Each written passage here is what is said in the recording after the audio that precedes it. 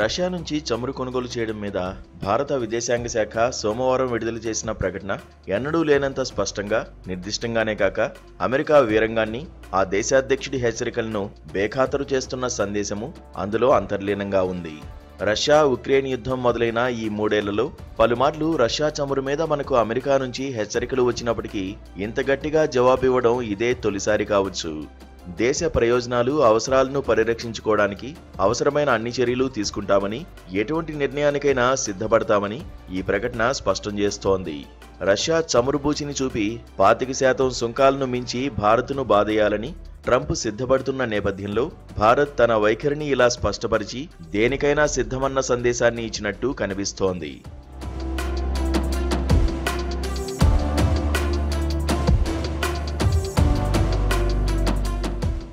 America అధ్యక్షుడికి Russia చమురు ఇప్పుడు నెత్తురులాగా ఎర్రగా కనిపిస్తోంది.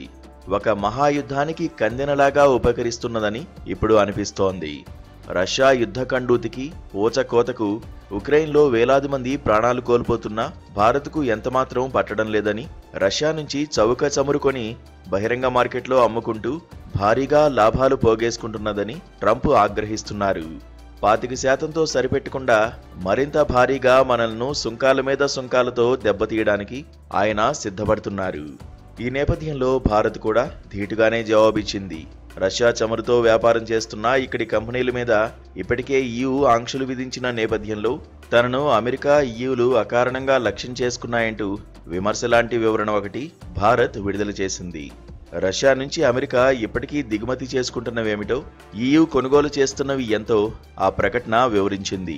భారత్ కంటే రష్యాతో ఇప్పటికీ యూరోపియన్ యూనియన్ అత్యధిక వాణిజ్యం చేస్తున్నది.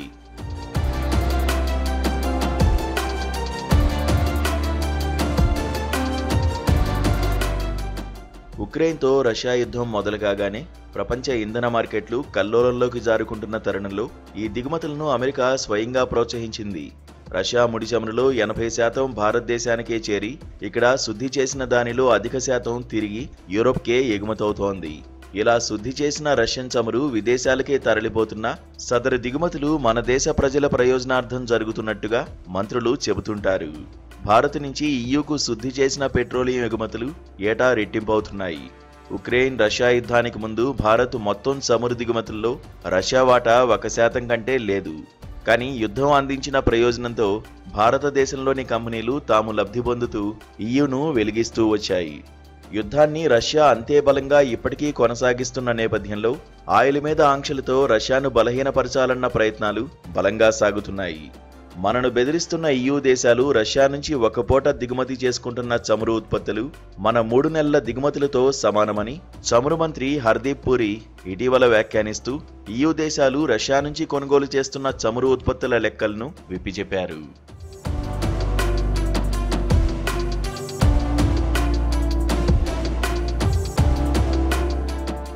ట్రంప్ తొలి విడత పాలనలో బెదిరింపులకు లొంగి వెనిజువెలా, ఇరాన్ల నుంచి చౌకైన చమురు దిగుమతులను వదులుకున్నట్టుగా ఇప్పుడు రష్యా నుంచి చమురు దిగుమతులు ఆపేయడానికి భారత్ సిద్ధపడకపోవచ్చు. ప్రత్యామ్నాయ మార్గాలతో ప్రజా ప్రయోజనాలను ఎట్టి పరిస్థితుల్లో కాపాడుకుంటామన్న మన విదేశాంగ శాఖ వ్యాఖ్యలో అమెరికాకు అంతర్లీనంగా ఓ హెచ్చరిక కూడా ఉన్నది. డ్రిల్ బేబీ డ్రిల్ అంటూ తమ చమురు కంపెనీలను ఇబ్బడి ముబ్బడిగా చమురు తోడేసుకోమంటున్న ట్రంప్ ఇలా మనల్ని బెదిరిస్తూ అమెరికా చమురు అమ్మకానికి మార్గం సుగమం చేసుకుంటున్నారు. హెచ్చిన అమెరికా సుంకాలను, రష్యా చమురు దిగుమతులను బేరీజు వేసుకుని ఏది కావాలో ఏది వదులుకోవాలో తేల్చుకోవాలన్నది ట్రంప్ బెదిరింపుల సారాంశం.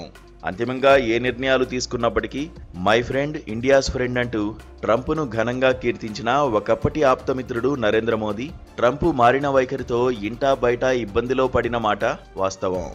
ఎంతో కాలం తర్వాత మోదీ నోట స్వదేశీ మాట వినిపించడం వెనుక కొత్త విధానం కంటే ఈ విరక్తి ఎక్కువగా పనిచేసి ఉండొచ్చు.